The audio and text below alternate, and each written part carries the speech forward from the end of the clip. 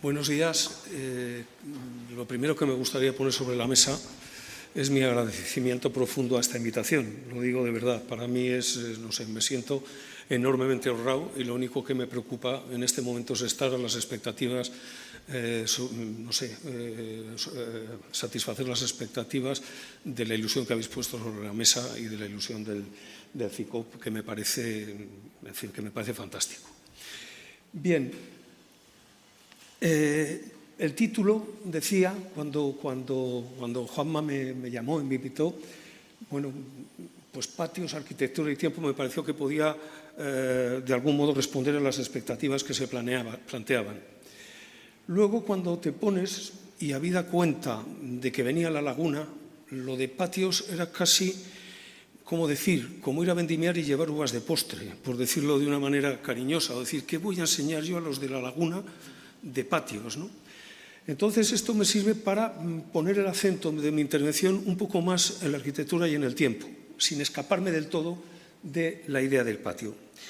Y para ello quiero empezar por hacer una reflexión como previa que tendría que ver, por lo que entiendo, de patrimonio. Creo que uno de los problemas graves que se está dando cuando hablamos de estas cosas es, por un lado, la sacralización de la palabra patrimonio, que llega un momento que se convierte en inoperante, no se puede tocar nada, y por otro, no sé cómo decirlo, como echar de menos cierto desparpajo que ha tenido la historia siempre con el patrimonio. Que no se me malinterprete, evidentemente pongo por delante el respeto, creo que el patrimonio es un bien escaso y creo que obviamente hay que respetarlo, pero creo que la respuesta ante el patrimonio hay que dejar de algún modo que fluya. Me explico. A los alumnos alguna vez les decían, ¿patrimonio? ¿Qué es patrimonio? Digo, esto es como la herencia de una abuela. Tú puedes heredar un mueble de madera de nogal maravilloso, pero que mide no sé cuánto y no te cabe en casa. Pues algo tendrás que hacer. O al revés, o es, qué sé yo, una birria de tal, pero te hace un papel fantástico al menos durante un tiempo, pues lo utilizas. O un joyón de esos que no te pondrás en tu vida y que te tocará, bueno, cuidarlo porque vale lo que vale, con un valor intrínseco, pero que a lo mejor lo guardas, yo qué sé, en el banco. O un abanico medio roto que tiene un valor sentimental, que aunque esté hecho una birria, era con el que se abanicaba tu abuela, bueno, en fin, algo así. Y hablando de esto un día con Antonio Jiménez Torrecillas, del que gocé de su amistad, y desde aquí, pues mira, le dedico un recuerdo, él me decía, sí, lo veo como tú, pero también... Y decían, yo lo veo como un piso de estudiantes. Nuestra presencia en el mundo, llegamos y tú llegas a un piso de estudiantes y hay un sofá que es un horror, pero bueno, a lo mejor poniéndole una manta bonita y un cojín, tira para adelante, pues tira para adelante. Y a lo mejor, y saltaba a lo mejor, hay un cuadro que tal, pero para los que vengan después, es que se ve que los de antes eran de medicina y no sabían ni lo que ponían. Y entonces ponemos un cartel muy bonito que diga tal. Y él contaba que cuando llegó por primera vez a Sevilla, al piso donde estudió, que se encontró una botella de vino de los que le habían precedido y con una nota, no le conocía. Dice, al que venga aquí, deseándole que sea tan feliz como he sido yo y que se beba esta botella a mi salud. Y le parecía maravilloso, y a mí también, lo comparto, porque en el fondo destila una enorme elegancia esa actitud. Lo que a mí me gustaría reivindicar hoy en estas reflexiones es un poco esa elegancia y esa naturalidad frente a las cosas, y en este caso frente al patrimonio y frente a la arquitectura. Paso a ver si acierto a la primera. Sí. Una reflexión muy breve, pero que ayuda a entender lo que quiero decir también de cara a cómo entendemos el tiempo. El que mejor ha hablado de esto yo creo que era George Kubler, en aquel libro La configuración del tiempo, que ponía de relieve cómo cada momento establece lazos espirituales con otros momentos, y me parece un magnífico libro. Bueno, a modo de recordatorio, este retrato de Napoleón de Ingres, en donde evidentemente hay una voluntad no es tanto el retrato de Napoleón como persona, como el del personaje, es poner en el lienzo los atributos de la condición de emperador. Aquí, como más o menos eran coetáneos, pues da lo mismo, pero por ejemplo la mirada de Ingres a Juana de Arco, no sé ustedes, pero desde luego yo no me imagino una Juana de Arco así, que parece una Palas Atenea medieval. Me imagino que sería algo mucho más espontáneo, cutre, por decirlo en términos coloquiales, ¿no? En un sentido opuesto, Delacroix pinta también, no es una deidad, es una simbología, es la libertad guiando al pueblo. Pero es una libertad que quiere estar humanizada. Lo único que queda como de condición, digamos, de sublimación es el gorro frigio y a lo mejor el llevar el pecho descubierto como una diosa, ¿no? Pero en el fondo hay una voluntad de jugar al Goya de después, al Goya periodista. Lo que se nos cuenta ahí es una narración como pudiera haber sido. Tampoco sabemos si era así, evidentemente, pero pudo haber sido. Se podía plantear hasta paralelismos entre Ruskin y Viollet-le-Duc en esto, pero no me voy a meter en charcos para nada, sino simplemente decir que esas miradas al tiempo hacia atrás, que hay muchas, esa voluntad por un lado de sublimar en un caso o de otros, de recuperar una realidad que podía haber sido, en el fondo determina, no ya frente al patrimonio, sino frente a cualquier arquitectura, yo creo que determina un modo de presentarnos frente al mundo y de presentarnos frente al problema de la arquitectura y del patrimonio.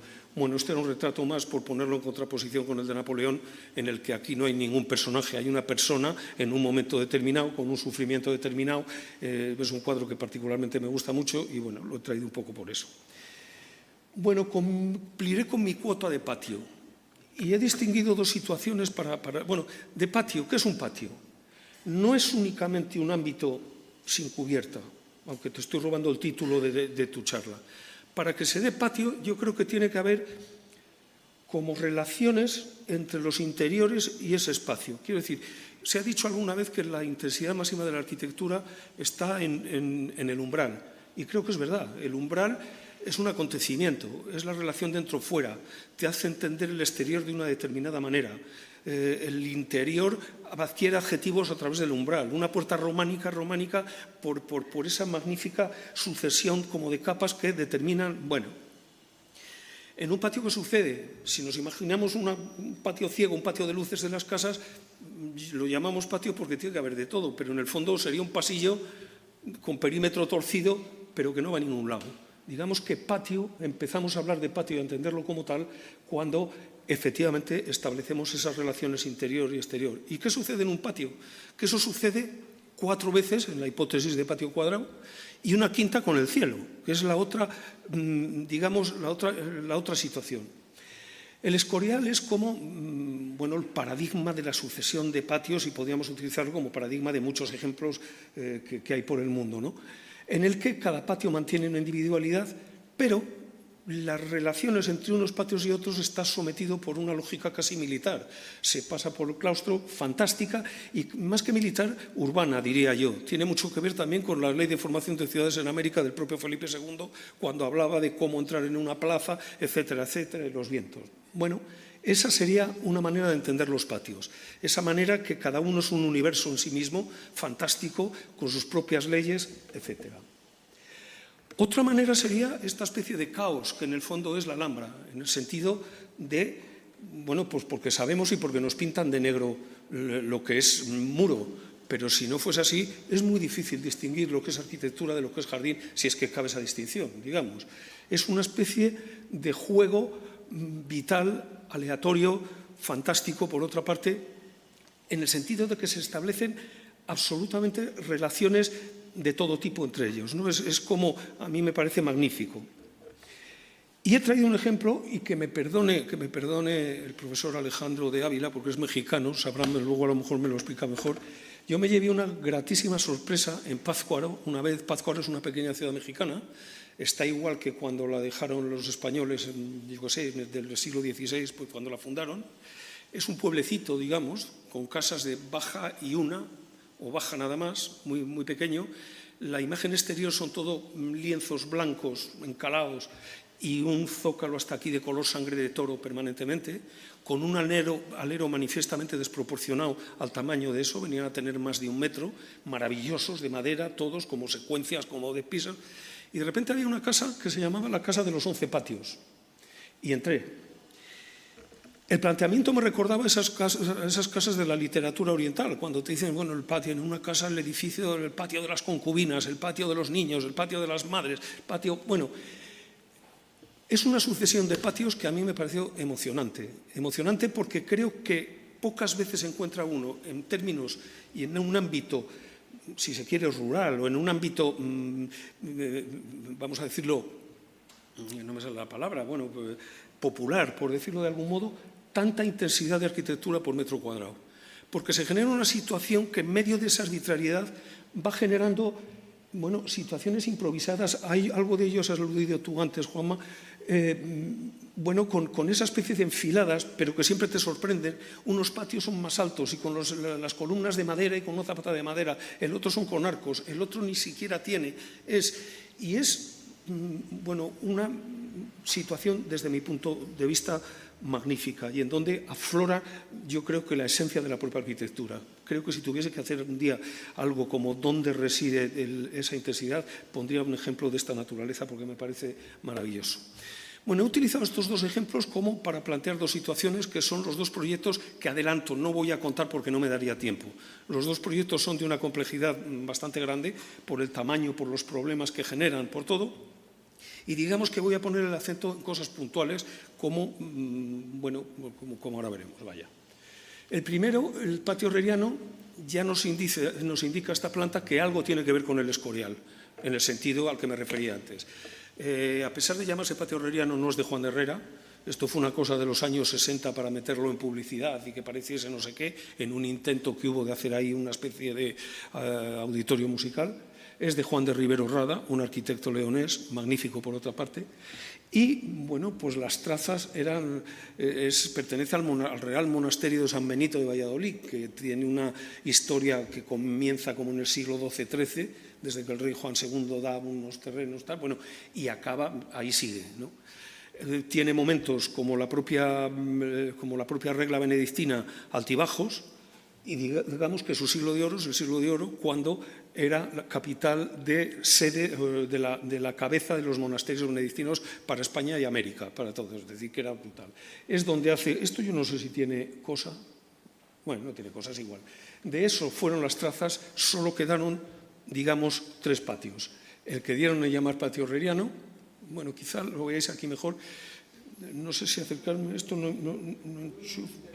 es puntero. Pero un puntero que apunta a poco será la luz. Bueno, tampoco, lo digo desde aquí. El monasterio es fácil de adivinar Chillo ahora, es verdad. Es la iglesia de San Benito y estos 3 patios. Esto es un edificio de Fisac que yo creo que entendió muy bien. Vamos a ver, Valladolid era una ciudad conventual,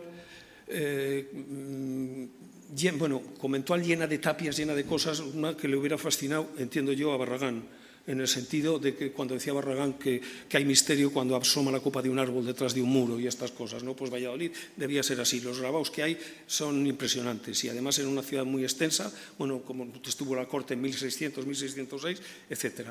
Entonces, la arquitectura saltó el río.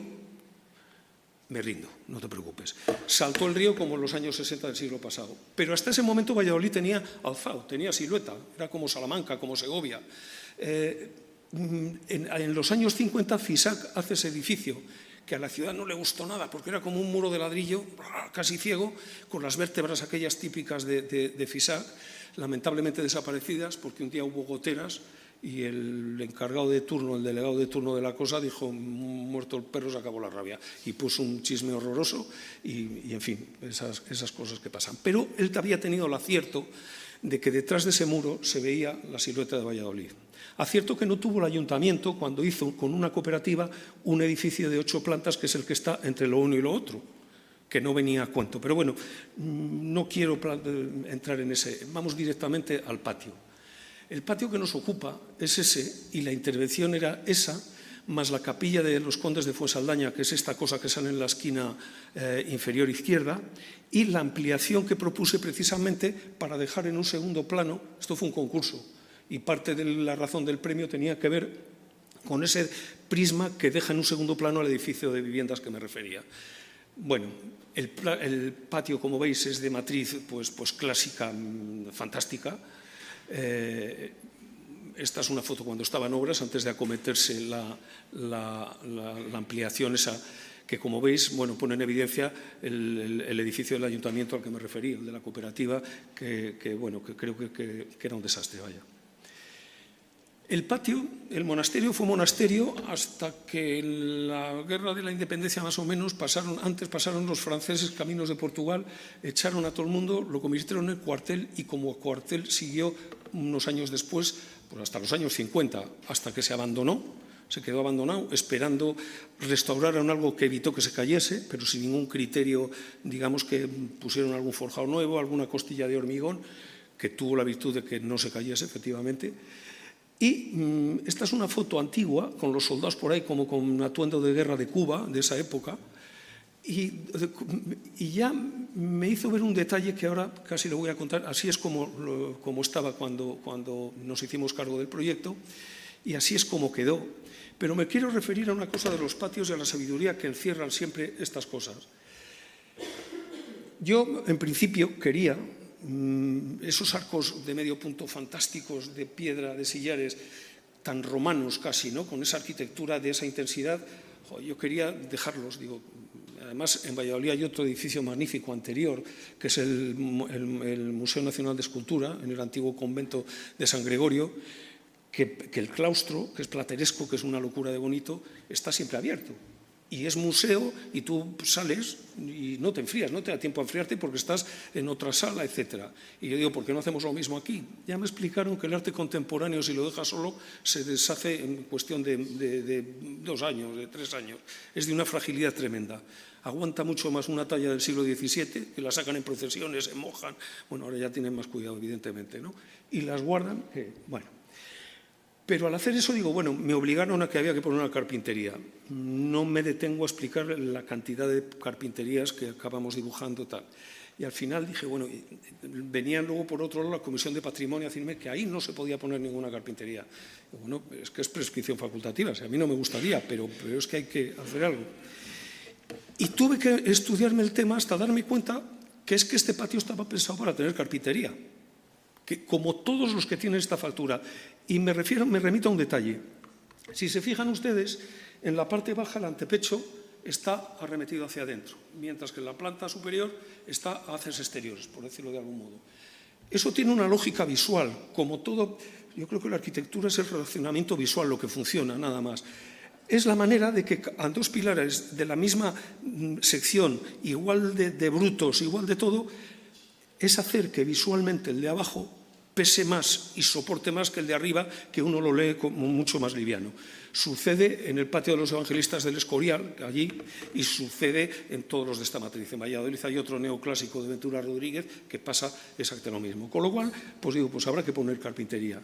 La carpintería, después de darle muchas vueltas, pues dije, bueno, pues nada, una carpintería de este pelo, de acero, y se ha acabado. Y llega el de las instalaciones y dice, no puede ser, ¿por qué? Porque se tiene que renovar el aire. No podemos meter aire acondicionado porque eran bóvedas, no podemos hacer nada. Y bueno, esto supuso alguna anécdota por el camino. Al final se me ocurrió un elemento que batiese sobre un punto nada más y utilizable únicamente por personal del museo. De tal manera que por la noche se renueva el aire todo lo que quieran. Patablón, en la planta baja no hacía falta porque hay puertas, eso ya se ventilan. Y bueno, las dimensiones de esas lunas son brutales. Y bueno, yo hice mis pinitos con la carpintería y en un momento dado, pues como aquello sospechaba que iba a pesar mucho, digo, pues esta zona maciza, porque no puede ser de otra manera, y lo demás está. Viene como al cabo de un año, me llaman, esto ha sido frecuente durante mucho tiempo, pues un máster de la universidad de no sé dónde, que si por favor les enseñaba el edificio, pues, encantado.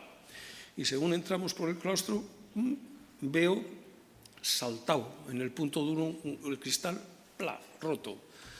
Digo, vaya hombre, la carpintería. Y sigues andando y el siguiente, otro. Y yo me iba poniendo lívido, porque además había dado esta explicación hacía un momento, y el siguiente, roto. Y ya le cojo al del museo y digo, por favor, vamos a ver, ¿qué pasa? Que se están rompiendo todos. Y no te preocupes. Me dice, no, que es que se ha hecho una presentación de un Renault y solo se les ocurrió poner unas antorchas en cada vano, sopló de este lado y a medida que se estaban tomando el ágape abajo, iban saltando los cristales uno detrás de otro. ¡Bum, bum, bum! Bueno, finalmente Renault pagó los cristales y aquí paz y después gloria, ¿no? Pero bueno, era... Bien, de noche, tiene ese carácter. Ahora le han metido más focos y se ilumina por fuera y desde abajo, y a mí lo clásico iluminado desde abajo tengo cierta disconformidad, porque me parece que es ponerte una linterna en la cara. Eso está, sí, como te da aire de miedo. Yo creo que la arquitectura clásica está pensada siempre, en fin, con la luz Pero bueno, esa luz que era la original que pusimos, digamos que tiene esa condición claustral que a mí me parecía que estaba bien. Por dentro tiene una proporción maravillosa. No sé, es un patio que es fantástico. Y luego de lo que es el interior del museo me limito a este breve recorrido. Esta es la sala Gil de Ontañón, porque conserva la bóveda tal cual de Gil de Ontañón, que es anterior al patio, como ahora está lleno de añadidos, etcétera. Pasaron cosas como esta, que este forjado intermedio lo tiramos porque en un museo de arte contemporáneo hace falta espacios con altura. Y este desapareció, y al derribar cosas vinculadas a la iglesia, que había una especie de edificación de una cofradía, la cofradía de los benedictinos, que estaba aparecieron sorpresas como aquella, el que se veía a través de esto, y yo dejé la enfilada de ese, que por cierto, los curas que llevan en la iglesia se mostraron felicísimos porque entraba la luz otra vez, que no había vuelto a entrar desde el siglo XVII, me parece que. Bien, esto para decir, yo creo que un museo en términos de arquitectura, y hablo de arquitectura porque creo que tiene que ver con la pregunta que late en esto, pero bueno, un museo, creo que cualquier museo, me refiero a los museos de arte, viene a ser como la dialéctica, o resolver la dialéctica entre una condición dinámica del espacio, es decir, lo que te hace ir de un sitio a otro, que siempre es, la condición dinámica, con una estática que es la que requiere una estancia para ver una obra de arte. Si el museo es del ferrocarril, probablemente pueda plantearse de otra manera, pero el arte necesita cierto punto, lo sabemos todos, como de sosiego. Y analizar desde ese punto de vista cualquier museo me parece que ayuda a arrojar luz sobre las cosas. Desde el Guggenheim de Nueva York, que identifica las dos cosas, y tú vas en ese molinillo viendo, para indignación de los museógrafos y regocijo de los arquitectos, que es lo que acaba pasando, que nos encanta, pero a los otros les pone nerviosísimo ver la rampa y el cuadro como que hay una cosa desajustada, ¿no? O analizar desde ese punto de vista, me da igual cualquier museo, el Sinkel Museum, el Altes Museum de Sinkel en Berlín, ¿no? Que todo el movimiento se produce en un mecanismo de acceso complejo y maravilloso, que entras, sales, tal, pum, y vuelves a entrar a la rotonda, y desde allí ya pinchas en cada sala, ¿no? Bueno, tengo cierta propensión a irme por las ramas. Esto venía a cuento a decir que entre esas salas los únicos sitios donde el edificio mira hacia el exterior es, en situaciones de escaleras y cosas, que es donde encuentra el resto es un edificio premeditada y obligadamente mudo también. Por tener una idea de la intervención, estas dos maquetas, la primera es del estudio, la hicimos como maqueta de trabajo, el monasterio, lo veis allí con el edificio, o lo ven, perdonad, el tuteo, pero ya sabéis que en la península lo del tuteo es como muy... Bueno, el edificio que tiene la voluntad de dejar en un plano aquello y de ampliar, evidentemente, el espacio para la colección, y lo de abajo, lo de aquí a la izquierda, que era la capilla de los condes de Fuensaldaña. Capilla casi idéntica de traza a la del Museo Nacional de Escultura, que se conserva íntegra, con lo cual sabíamos exactamente cómo era la capilla. Y la tentación y los de tal que decían era ¿por qué no se reproduce la capilla? Pues porque no se hace en una capilla, sé cómo era y sabríamos hacerla, pero me parece que el resultado sería más de decorado de zarzuela, sería una arquitectura de cartón piedra, y creía además que el problema, lo que me emocionaba era la ruina. Luego hablaré de ello. Antes paso estos planos que hablan de eso. Primero, el edificio aquel, pantalla, como ven no tiene ninguna concesión a nada, no tenía que tener ninguna ventana, no la tiene. Tiene una cosa que sí, la planta baja era la cafetería, parecía el lugar adecuado para la cafetería, y entonces heredas las cotas del monasterio, y se daba la circunstancia de que la cafetería tenía el techo consecuentemente igual que el del monasterio en esa planta, que era bajito, aunque fuese un monasterio. Y a mí me gustaban las cafeterías como del siglo XIX, esas que tienen un pilarón de acero, pero eso no podía ser, y entonces casi buscas hacer de la necesidad virtud. Dijimos, bueno, pues si no se puede, hacemos una cristalera que va de lado a lado y además sacamos una marquesina para que si es bajo sea más bajo todavía. Se acabó, para que tenga esa condición. Lo cual convierte esa fachada en una viga de 20 metros de luz. Y la ejecución no estuvo exentas de anécdotas, las que quieras, porque se hizo con 6 pilares intermedios. Y cuando llegó el día de tal y le dijimos al soldador que quitase los pilares, que estaba todo el staff de Madrid, de la colección, de tal, que venían, dijimos, vamos a cortar los pilares. Y habíamos puesto, os imagináis, para medir la flecha, esos relojes de precisión, tal, y charlando y fumando un cigarrito, nos acercábamos y ya el soldador dice, si ustedes no se ponen debajo, yo no quito los pilares. Digo, bueno, nos pusimos debajo, la estructura se comportó y se comporta como debía y ya está. Bueno, pero a lo que iba, todo el hormigón que se utiliza ahí tiene 2 texturas. Uno, cuando trabaja, como es el caso de la fachada aquella plana, lo dejamos con el encofrado normal, y cuando es cerramiento, como aquí en la capilla o en el testero del edificio de allá, digamos que es con un prefabricado, con una textura un poco salvaje. Bien, decía que las únicas concesiones que tenía este edificio formales son esa marquesina, si se puede llamar concesión formal, el hecho de que ya se aproximaba y lo ajusté a la sección áurea de tamaño, para que digo, bueno, que por lo menos tener... Estas cosas no es que me parezcan ni imprescindibles ni siquiera es importantes, pero le tranquilizan a uno mucho. Cuando tú no sabes cómo eso, dices, lo de la geometría acaba siendo una coartada fantástica. Dices, bueno, si se ha equivocado yo, se ha equivocado Fibonacci o el otro. En fin, me parecía que era una manera también de encontrar cierto equilibrio en ese sitio, ¿no? Y lo del otro lado, que quizá tenga algo de guiño al Whitney Museo de Nueva York en ese escalonamiento, la idea, eso me di cuenta después, pero la voluntad era dar un poco de escala doméstica a la calle, porque son viviendas lo que hay al lado, ¿no? Y bueno, por detrás esa galería que es la de salida de emergencia y esas ventanas que dan indirectamente a la sala, porque hay un muro paralelo que es el pasillo de tal. No te dejan. Hay mucho, y lo digo con cierto respeto, pero con cierta ironía, en el mundo de la museografía hay mucho fedallín, creo, de lo suyo. Yo me acuerdo hablando con Juan Navarro Valdevez de este tema.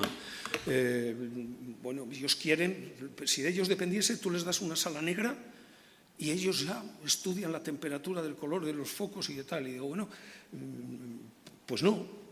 Y se establecían discusiones. Yo creo que hay que tener cuidado con estas cosas, y válgame Dios que respeto mucho las profesiones satélites a la arquitectura, pero yo creo que es que la arquitectura tiene que ver con la pintura también. Juan Navarro decía, yo pinto por la mañana y pinto por la tarde, y yo quiero que mis cuadros se vean con luz de mañana y con luz de tarde, por ejemplo. Y además, luego digo, además me vais a perdonar, yo un día discutiendo hasta ácidamente con algunos, hablando del papel de la arquitectura frente a este tipo de cosas, digo, a mí me parece fundamental. Digo, vamos a ver, porque como no soy nuevo, a mí me ha pasado, en el Museo Serralves, en Oporto, entrar, abrir una puerta y en una sala unos sacos de cemento, unas tal y unas cajas. Claro, te coge ya prevenido, dices, hipótesis 1, que están en obras, hipótesis 2, es una instalación. Te asomas y es una instalación. Digo, bueno, me vas a perdonar, esto es como coger una lata de sardinas, oxidada, vieja, de que la encuentras, la pones sobre un terciopelo negro y le pones una urna y lo iluminas con una halógena y la has sacralizado, has convertido en obra de arte esto. Luego algo tiene que ver la arquitectura. Si eres tú el que estás jugando a decir que lo descontextualizo, entonces no hagamos argumentos en el fondo tan cínicos, creo yo. Pero bueno, si sigo este plano acabo, me vais a perdonar. Bien. La capilla yo creo que probablemente ha sido el elemento más celebrado, me sigue aportando satisfacciones. La capilla es eso que quedaba ahí y en esas condiciones. Bueno, en aquel rincón que se ve allá. Luego esto se pintó, que no lo pinté yo, eso lo hizo Peridis, que estaba haciendo una escuela taller con una cosa ahí dentro, y así es como lo recibimos nosotros. Bueno, la capilla... A mí cuando me dicen esa capilla que hay que hacer, digo, yo creo que dejarla, limpiarla. A mí me gustan esas ruinas inglesas que aparecen ahí con hiedra, que parecen un grabado del 18, que son fantásticas. Bueno, se pone para que no se deteriore, se cuida y ya está, no hace falta una sala. Y digo, pues yo quiero que siga siendo una ruina. Y digo, bueno, ¿qué es una ruina? Vamos a ver, una ruina deja de ser arquitectura para convertirse, esto es una reflexión personal, en naturaleza. Quiero decir, una cosa que tiene ventanas, puertas y que se usan como tales, mantiene el sistema de relaciones que configura la arquitectura. Hay una puerta que da sentido a ese espacio, a esa tal, ese acceso, a lo que sea. En una ruina, la ventana ha desaparecido como tal, la puerta también, y lo que queda es una huella de ellas, eso sí, con una capacidad enorme de evocación. De ahí que los románticos se vengan tan arriba pintando ruinas, sobre todo en medio de la naturaleza. Y digo, bueno, pues, ¿cómo conseguir que eso siga siendo una ruina? Dice, pues dejando que esté el cielo arriba. Pero como no me dejaban, pues el cielo me lo tenía que inventar, que es otra de los temas arquitectónicos que desde entonces a mí me genera como una, no sé cómo decir, como pasión. Y me gusta analizar los que se enfrentan a ese problema que hay así. Luego hay más cosas que tienen que ver con manera personal, en ese momento de ver las cosas de uno, de lo que no se puede extraer, porque en el fondo forma parte del proyecto, que es, y subrayo lo que tú decías antes porque lo suscribo al 100%. Esto es una instalación mía de una exposición que hice, viene a tener esta 40×40, bueno, tenía muchas cosas de estas, y esta es como varias cartulinas gordas cortadas que generan esa situación y que uno puede ver lo que quiera. Puedes ver un horizonte con una montañita y unas nubes sobre ello, o puedes ver unas cartulinas que se han cortado de una manera por un lado y de otra manera por otro, punto. Pero me interesaba esa relación que hay, y que hay muchos que se dedican también a hacerlo de una manera explícita, esa relación entre las geometrías a base de rigor, geometrías euclidianas, y la arbitrariedad de lo natural. Hay muchos ejemplos fantásticos y yo creo que hay tesis sobre esos temas porque me parece apasionante. Esto por un lado. Este era un cuadro de la familia de otro cuadro que está en Cuenca, en el Museo de Arte Abstracto de Cuenca, pero había alguno también de Gustavo Torner, que es el autor, en el de Valladolid. Esa poética también, digamos, de los contrastes. En este caso le llama chapa de acero oxidada y chapa lisa, no sé qué. Bueno, cualquiera podemos ver también una alegoría al cielo y a la tierra, o a lo frío y a lo cálido, o a lo que sea. Pero que quiero decir que esto estaba en el embrión cuando le encargo cuando me vi frente al problema de la capilla, estaba en el embrión de eso. Como estaba en el embrión también del pensamiento, este ejemplo, que luego lo ha copiado todo el mundo, yo incluido, el de Stern en el Coliseo de Roma, esa maravillosa actuación que con ladrillo congela la ruina en el tiempo para la eternidad, ahí las dovelas medio cayéndose, y que nos fascina a todo el mundo, y que luego pues lo hace Peter Zumthor en Colonia, y lo hace no sé quién, no sé dónde, y lo hago yo aquí, y ahora en la catedral, luego se lo cuento también porque vuelve a aflorar. Es que creo que la arquitectura tiene muy pocos inventos. Decía Curro Inza, del que fui alumno, que no sé si le conocerán algunos de ustedes, murió hace mucho, decía que la arquitectura ha tenido dos grandes inventos. Uno, la bóveda, que hace falta tener intuición para cambiar un paradigma entero. Cuando ya vieron que los palos no siempre se rompían en cuanto incrementaban más de tal la luz, alguien se inventa la bóveda. Dice, y el otro invento maravilloso de la arquitectura es la barra de bar.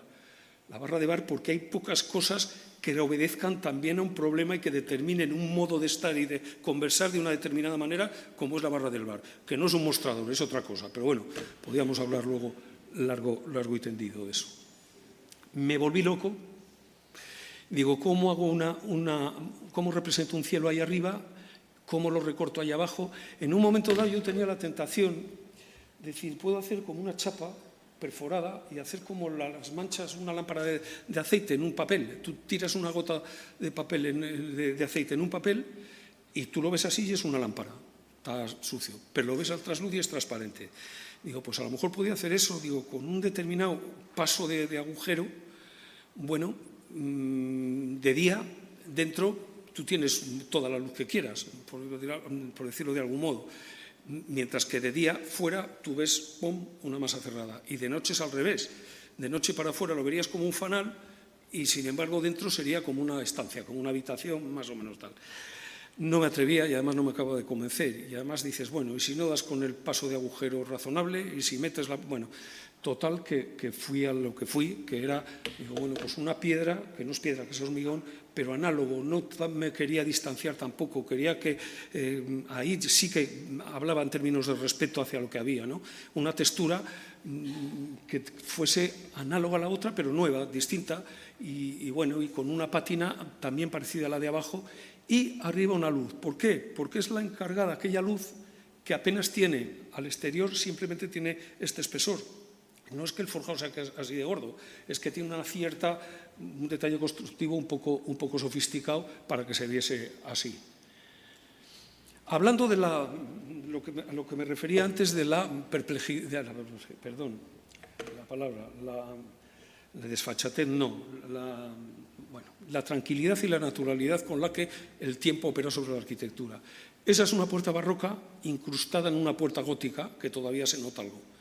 Y me gustaría pensar que la filosofía nuestra a la hora de poner ese muro de arriba es la misma.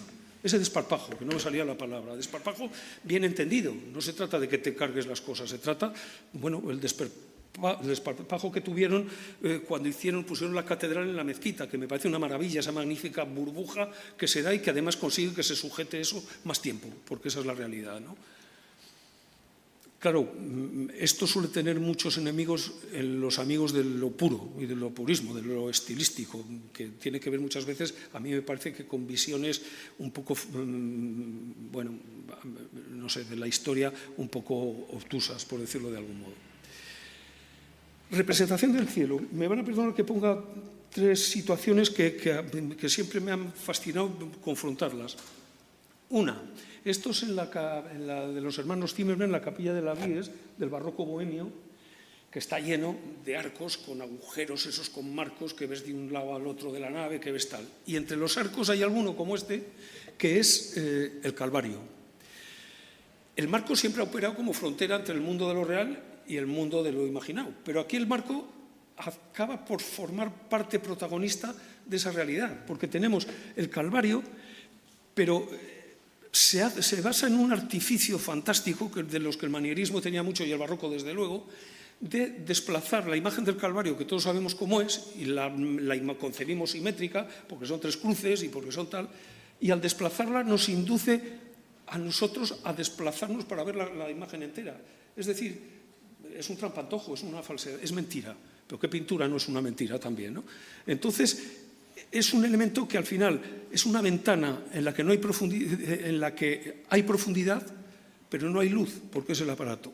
En un sentido diametralmente opuesto, esta intervención de James Darrell de la capilla cuáquera esta en Texas, bueno, rompe el forjado así. ¿Cómo lo rompe? Claro, nos coge avisados. Todos sabemos, ahí parece que es un papel, la cubierta, una lona tensa. No es verdad, es un forjado.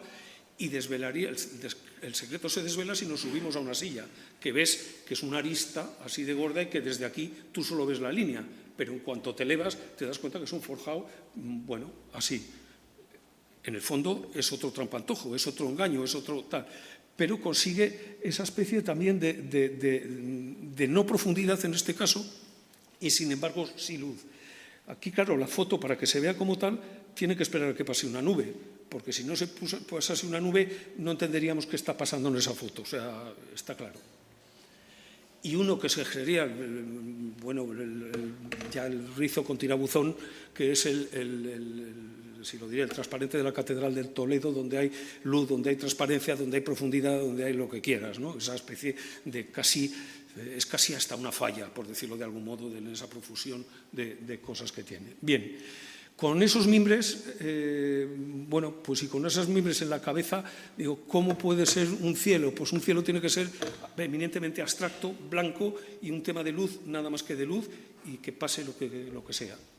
Ese que pase lo que sea acabó siendo ese casquete esférico, inclinado, porque si no, aquello iba a parecer un frontón, porque estamos hablando de 16 metros de altura, que son metros, y entonces, bueno, allí se ve el detalle al que me refería, está enunciado como el plano ese, que son más de 4 metros. Cuando lo ves allí, todo el mundo se imagina que es así, porque lo ves en escorzo, pero es que son más de 4 metros de cara a aquello de allá, ¿no? Bueno, veis cómo la carpintería cierra, aunque el forjado evidentemente es lo que tenga que ser. Bueno, y este es el resultado. esa especie dejamos instalaciones, cables por todos los lados para poder poner iluminación en virtud de las exposiciones, etc. El museo ha hecho una cosa que a mí me parece que es muy inteligente.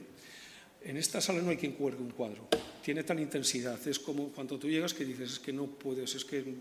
Y entonces lo ofertan artistas para que hagan situaciones. Cuando se inauguró con esa obra de Schlosser, que la verdad es que era de una delicadeza enorme, con esa especie de bóveda blanca o de vela al viento que ingrávida, pero han pasado por ahí todos, desde Elena del Rivero hasta tal, bueno, pues me parece que del orden de 30 instalaciones, y siempre es como una sorpresa, ¿no?, el llegar a ver qué te han hecho. Y debo decir que hay quien sale airoso y hay quien fracasa estrepitosamente, porque es mucha tela ese espacio. No porque lo haya hecho yo, sino porque la capilla es un poco lo que es, ¿no?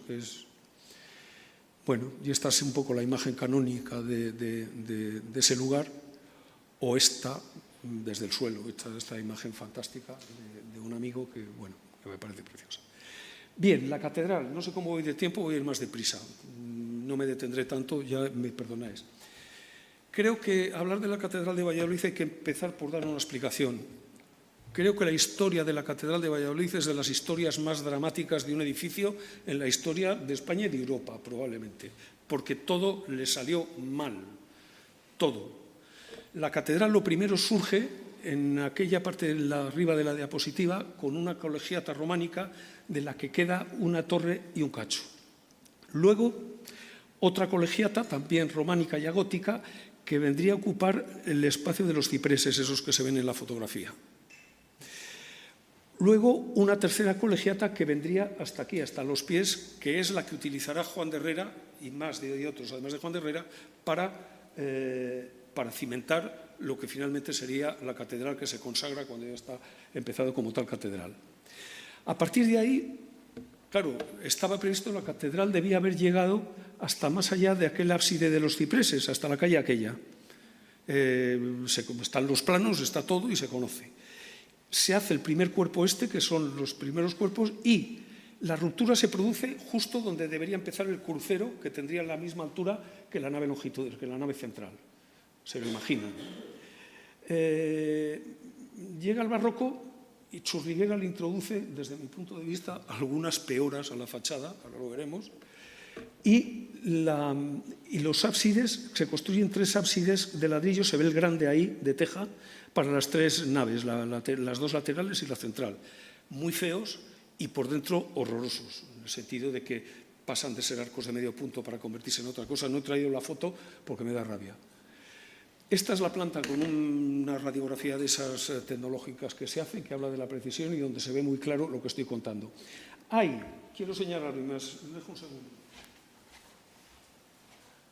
una primera capilla, la simétrica de esta, allí completa, y allí el principio de, bueno, aquí el crucero y el crucero, esta puerta se hace en el siglo XX por el Semo Arenillas, un arquitecto local, siguiendo directrices de Fernando Choca y siguiendo un poco, bueno, el proyecto de Herrera. Pero se queda bajito, es decir, no llega hasta lo que debería haber sido la altura y se queda bajito. Y este es el caos de atrás, en donde la historia no ha dejado de poner, bueno, que sí, calefacciones, chimeneas.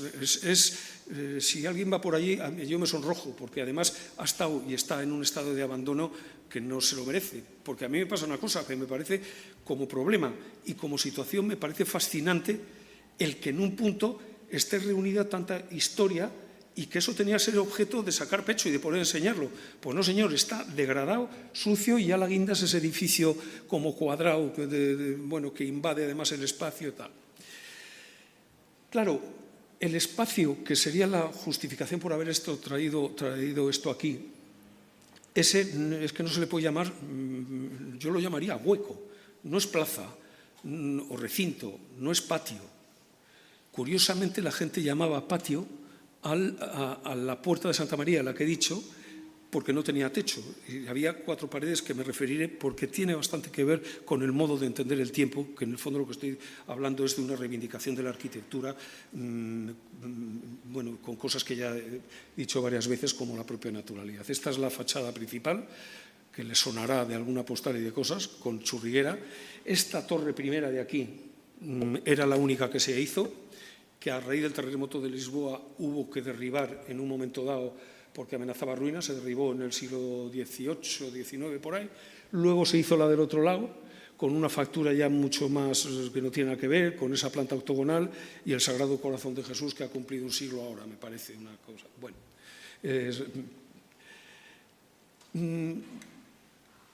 a la vez que estoy diciendo eso, creo no exagerar y no creo que sea atribuible a mi condición de vallisoletano, que de haberse acabado esa catedral hubiera sido uno de los espacios renacentistas más intensos y mejores de España y probablemente de Europa.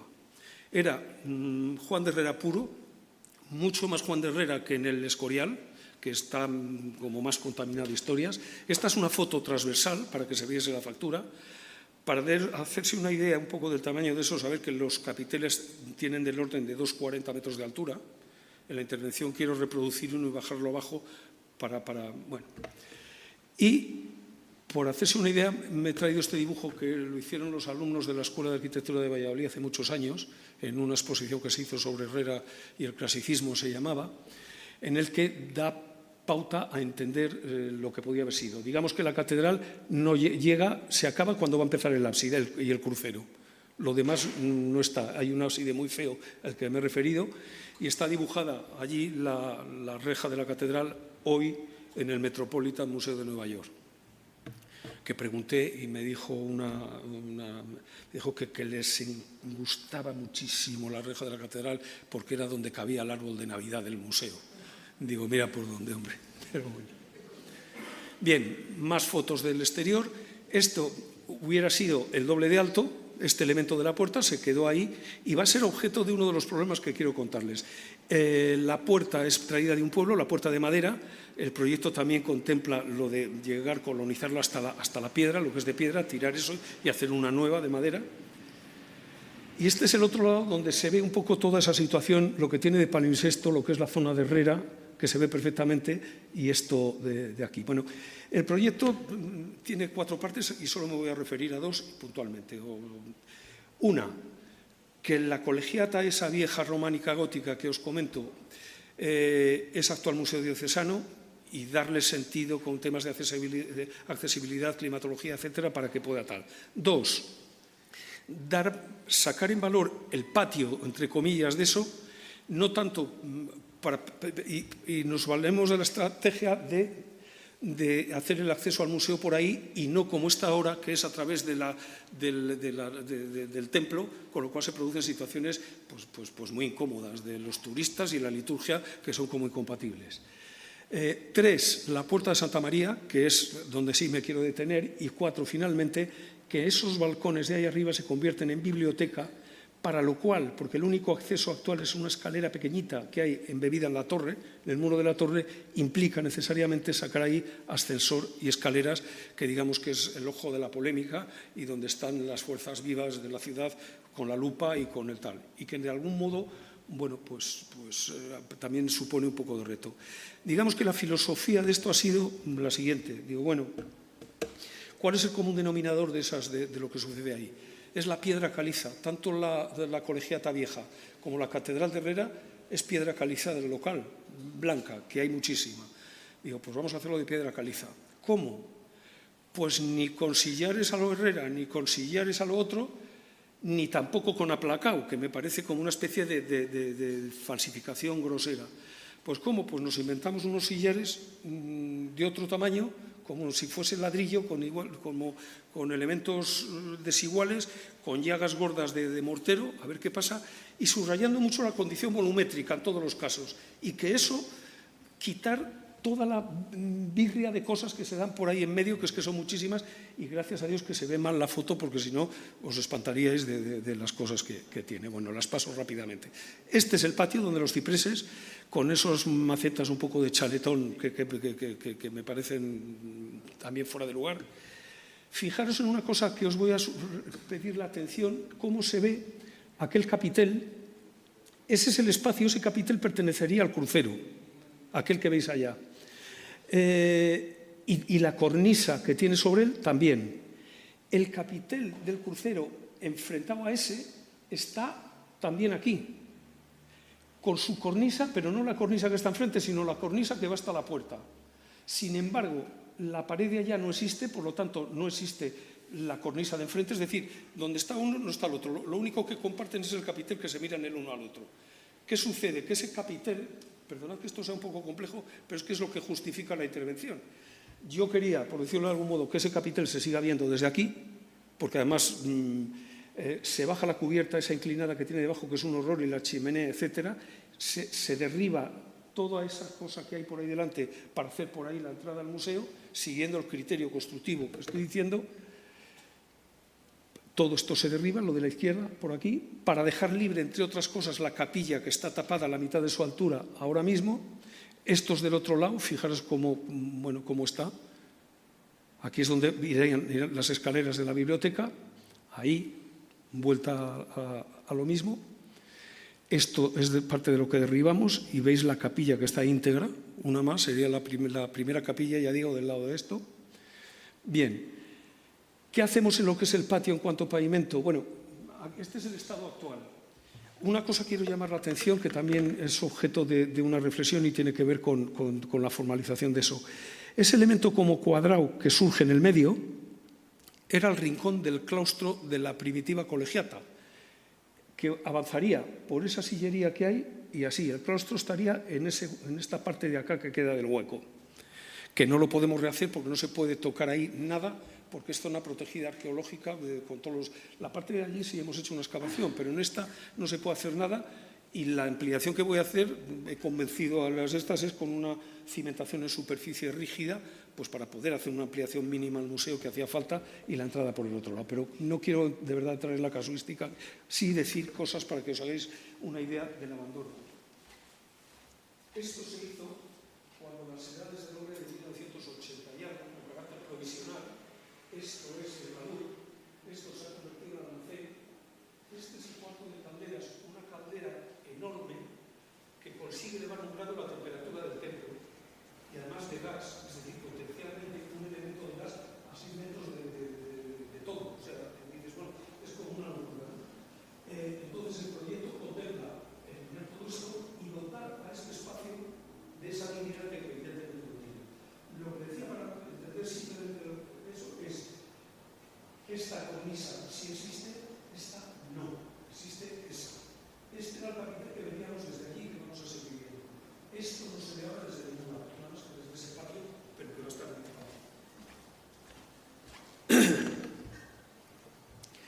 El criterio para pavimentación es, bueno, buscar una pavimentación que exige la geometría de la colegiata por un lado, de la primitiva colegiata, por otra, un guiño al claustro y una cuadrícula con hormigón y con juntas o de madera y de ladrillo, quería hacer de juntas perdidas, a modo de encofrado perdido, con la geometría de la planta. Veis los pilares que estarían en el suelo, simplemente con un hormigón gris y que es testimonio de hasta dónde llegaba la catedral, que sería aquella, la torre de la parte norte a la que me refería antes.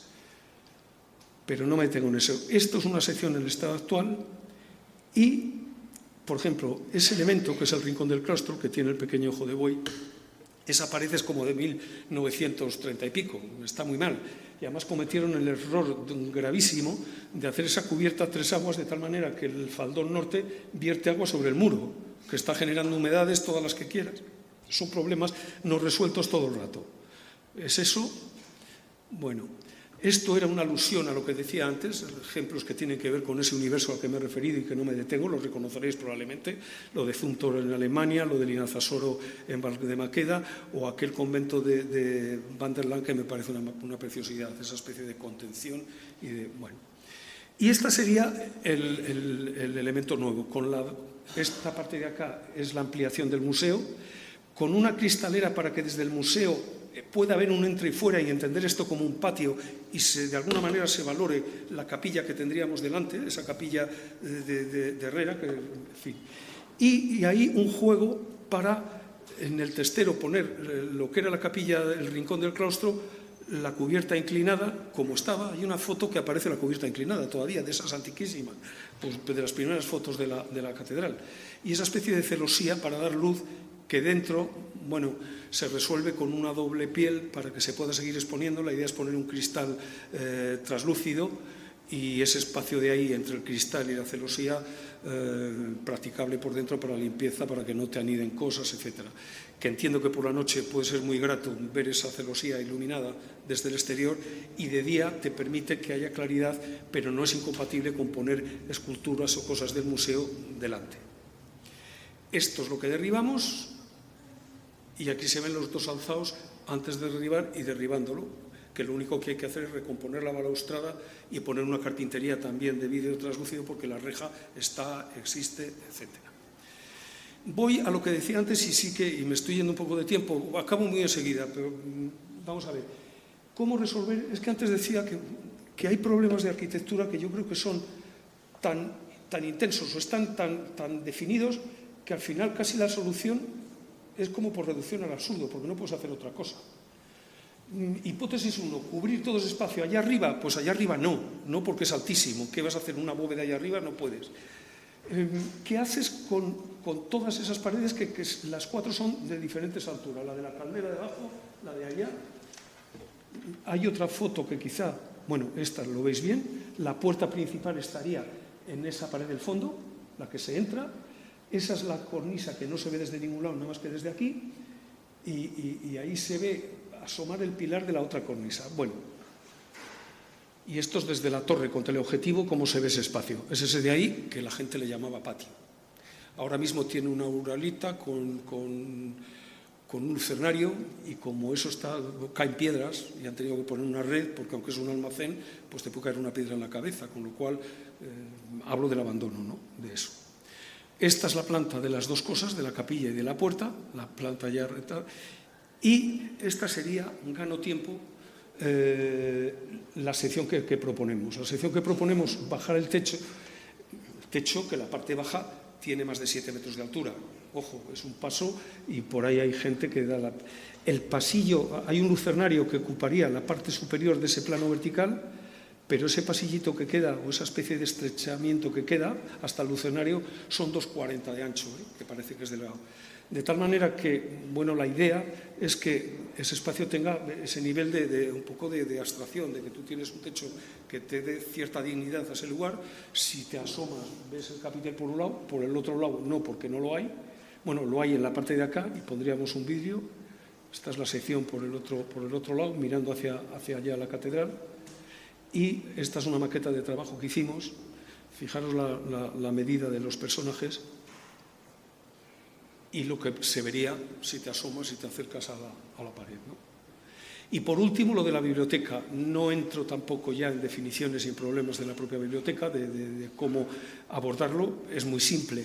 Hacemos el acceso por este espacio que queda aquí entre la colegiata y las ruinas estas, y ponemos aquí, frente a esta pared, a la que nunca nos pegamos, nada más que al final, cuando pasamos por un puente, pero de tal manera que cuando uno suba por las escaleras estés viendo todo eso, y queremos jugar con la propia iluminación de ese elemento. Esta es una de las capillas, la simétrica, a la que está de pie todavía del otro lado, que se ven las hornacinas, pero que está en estado, como es, de absoluta ruina. Y este es el espacio de arriba, tal como se encuentra, de encima de las capillas, del lado del Evangelio, de la catedral, la de los balcones a los que me refería antes. Esta es por la planta a la altura de la capilla. Veis una rampa, tiene que salvar desde la cota de la calle hasta la cota cero de la catedral, por ahí 3,40. Toda esta sucesión de rampas, bueno, va cumpliendo escrupulosamente la normativa y tal para llegar allí, y allí ya coges el ascensor. Bueno, están los aseos también de eso, porque es que ahora mismo es que también es difícil de creer. Hay un aseo en la parte de arriba, encima de las capillas, que digo, es que me parece como una locura, ¿no? Y bueno, se hace abajo con toda la normativa para minusválidos, es para que sea accesible universalmente, etcétera. Y para la biblioteca en sí, este sería el recorrido de acceso, y la biblioteca en sí, en el fondo, retoma un mecanismo casi barroco. Se ha diseñado en función de los fondos que tiene, son fondos históricos fantásticos y de la cantidad que tiene. Pero bueno, no quiero caer ya en eso, simplemente aludir a la imagen, que es lo que me preocupaba y lo que quería que fuese objeto también de reflexión un poco en este contexto, ¿no?, que estamos hablando. Bueno, eso es si alguien tuviese interés, pues podríamos hablar cuando fuese el alzado. y esta es la situación actual y esta es la voluntad de construir aquello. No sacamos ningún hueco al exterior, sin embargo el prisma de la escalera en la parte de dentro está rasgado, no se ve desde ningún sitio. Bueno, y es eso, tiene que ver con todo lo que he querido dejar hablar por el camino, ¿no? Con esa, en el fondo, reivindicación. Me acuerdo de las palabras del principio de Antonio Jiménez Torrecillas y de la botella de vino. En el fondo, me gustaría reivindicar aquí la elegancia, pero la elegancia evidentemente no entendida como la voluntad de establecer distancia, de establecer todo lo contrario. Elegancia como la ausencia de afectación, como de la naturalidad máxima frente a un problema. Dejar que sea la arquitectura la que hable de los problemas porque es la única pauta que tenemos. Es decir, me da pavor cuando en un discurso oyes hablar que si la historia es esto, que naturalmente que tienes que saber la historia, naturalmente que tienes que entenderlo para tener un criterio fundamentado, pero en última instancia es el razonamiento visual, es la arquitectura lo que te da sí o no a eso. Y permitidme acabar con una broma, que ese es un autorretrato mío con personajes de la historia que probablemente conozcáis, de Bruegel, de Goya, de Matisse y de Picasso, por ejemplo. Me gusta imaginarme, y lo digo, por la página web, por ahí lo tengo, como una especie de danza por encima del tiempo entre todos. O sea, creo que en el fondo lo que nos debía dar, yo creo que analizar los patios de esta ciudad, por ejemplo, o cualquier obra de arquitectura que nos guste, o cualquier ruina que tenga un determinado valor, lo primero que nos debía esperar es agradecimiento. Pero agradecimiento profundo, es decir, estamos muy poco acostumbrados, y con esto ya palabra de honor que termino, pero estamos muy poco acostumbrados a ser conscientes de las cosas que lleva detrás. Es decir, este acto de ahora mismo, da igual que sea este o que fuese un concierto, implica la generosidad de muchísima gente, implica que alguien haya desinventado un micrófono y que alguien haya dado un pinganillo para traerlo, implica un montón de cosas. Me acuerdo en una excursión por el Pirineo, yo era joven, iba con unos mucho más mayores, como yo ahora, por ejemplo. O sea, y en un momento dado, agotados, cuando llevas muchos kilómetros andados y estás deseando llegar, había como un río cortado, cuyo paso tendríamos que haber rodeado como no sé cuántos, yo qué sé, de kilómetros, 3 kilómetros.